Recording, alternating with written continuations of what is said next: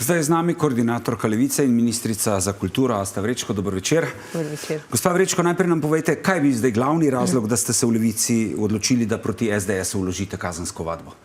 Ja, glavni razlog je seveda, da so se odločili zlorabiti podobo umetnice za to, da zavajajo pri zbiranju podpisov za referendum. Po 151. členu Kazenskega zakonika je kaznivo dejanje, kadar se zavaja, manipulira ali hoče preslepiti volilca, da bi izražil svojo svobodno voljo. Tukaj gre za čisto manipulacijo SDS-a, namreč na plakate po celi Sloveniji, pred vsemi upravnimi enotami, kjer zbirajo podpise, so dali umetniško delo Maje Smrekar. Zanj seveda po eni strani absolutno seveda nimajo dovoljenja, po drugi strani pa so s tem sprožili gonjo proti umetnikom, proti kulturnikom, na ta način, da si želijo prisvojiti nazaj očitno koncept, ki jim je blizu, torej izrojene umetnosti. To je ne glede na vse tudi danes, sem si prinesla sabo, tako kot rad dela SDS, konec koncev je tudi poslanec Hoivik tule pokazal ravno to delo Maje Smrekar, govori o izrojeni zblojenimi vzorci in o izrojeni umetnosti. In tukaj, da uporabiš delo večkrat nagrajene umetnice, ne le v Sloveniji, ampak tudi na največjem intermedijskem festivalu na svetu, ki je v Linzu, Ars Electronica v Avstriji, zato da manipuliraš z voljo volivcev, je pač kaznivo dejanje po Kazenskem zakoniku, je zavržno, je manipulativno in je usmerjeno proti umetnosti in proti kulturnikom. Ampak zakaj vi pravite, da marsikdo, ki bo dal podpis za razpis referenduma, sploh ne ve, za kaj gre?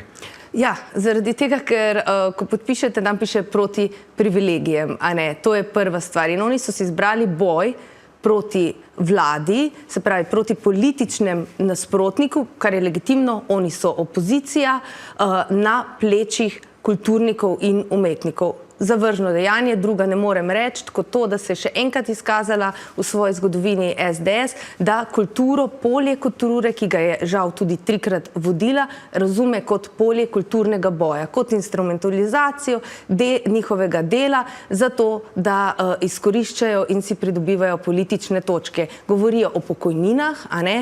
Pokojnine so tudi imeli večkrat v zgodovini, v rokah njihove spremembe poznamo, ustvarili so generacijo revnih upokojencev. Ampak, gospa Vrečko, ko to poveste, ali pa kdo iz vladajoče koalicije vam v SDS-u, zdaj tudi z obsesnimi plakati očitajo, da v resnici vi lažete, ne SDS. Ja, poglejte, če nimaš argumentov, daš plakate, če jih imaš, prideš v studio in soočiš argumente.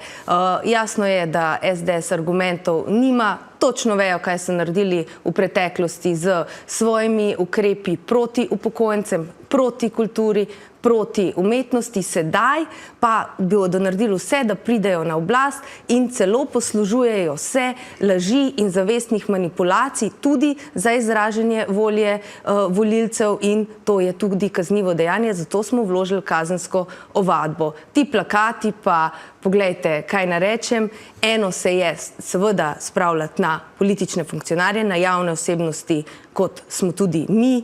Zdaj, taka kampanja nizkotna pač pritiče, a ne SDS-u, druga težko rečem, ampak drugo pa je, kako se spravljajo tudi na posameznico, na eno umetnico. Se pravi, največja opozicijska stranka z vso mašinerijo, ki jo ima tudi medijsko, tudi svojim medijem, jo je dala zdaj na plakat, fokusirala na njeno podobo, na njeno ime, dobro ime in to, in mene tudi na njenem mestu bi bilo strah, tudi mene to plaši. Eno je res političen boj in pa seveda soočenje argumentov in to, kar pač počnejo, je nedopustno in mislim, da tudi znotraj tega diskurza zavržno. Ampak v SDS-u ves čas pravijo, da gre pri dodatku k pokojninam za izjemne dosežke na področju umetnosti, za privilegirane pokojnine, za tiste, ki bodo vam ustrezali in jih boste vi promovirali in jim dajali te pokojnine, napram upokojencem, ki so morali delati polno delovno dobo in prejemajo mizerne pokojnine. Ja, najprej seveda tudi ti umetniki morajo imeti polno delovno dobo, zato so v pokoju, a ne. Ampak drugo, kar je, seveda to jih ni motilo, ko so sami dajali dodatke v prvi Janševi vladi in v tretji. V drugi so samostojno Ministrstvo za kulturo kar pripojili drugemu in s tem pokazali svoj odnos. Naš zakon zgolj ureja to področje, daje zelo jasne kriterije. Nobena od teh nagrad ne podeljuje politika, ministrstvo, to so neodvisne nagrade, gre za Prešernovo veliko nagrado za življenjsko delo in pa potem seveda tiste Prešernovega sklada, skupaj še eno praviloma za življenjsko delo. Zdaj, naš zakon tudi ukinja dedovanje tega dodatka. Do zdaj je. In vse, kar bo SDS si torej želi s tem zakonom preprečiti, je to, da bi se lahko arbitrarno podeljevale nagrade še naprej, ko jih je podeljeval tudi njihov nekdanji minister, dvakratni doktor Simoniti, in da se te nagrade dedujejo. To je vse.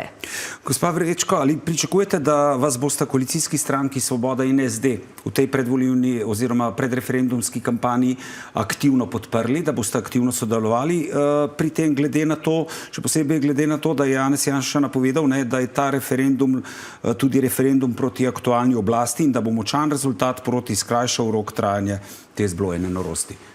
Seveda, mi se bomo dogovorili glede tega, kot se vsako stvar, konec koncev zakon je že podprla koalicija, šel je čez. Mislim, da je tudi ta vlada pokazala svoj odnos za kulturo. Mi na Ministrstvu za kulturo smo zelo veliko uspešnih projektov že končali, nekaj jih je še pred nami, tako z vidika obnov kot zakonodaje, in dejansko krepimo kulturo. Ta vlada je to pokazala že v začetku. Ministrstvo za kulturo dela za kulturo in ne proti kulturi kot v prejšnji vladi. Najlepša hvala, da ste bili naša gosta. Hvala vam.